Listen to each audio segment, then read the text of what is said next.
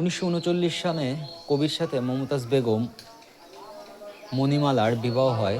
বাসর রাতে এই স্থান দিয়ে চোর ঢুকে কবির স্ত্রীর সকল গহনা চুরি করে নিয়ে যায়।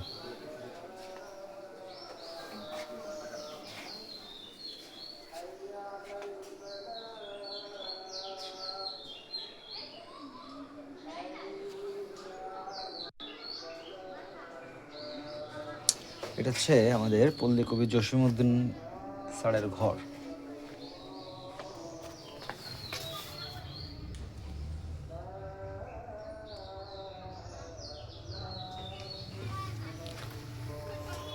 আমি আমার হিন্দু বন্ধুদের বাড়ি হইতে চাহিয়া চিন্তিয়া ফুলের গাছ পাতাবাহারের ডাল বাড়িতে আনিয়া লাগাইতাম, গাছগুলিকে কতই না যত্ন করিতাম।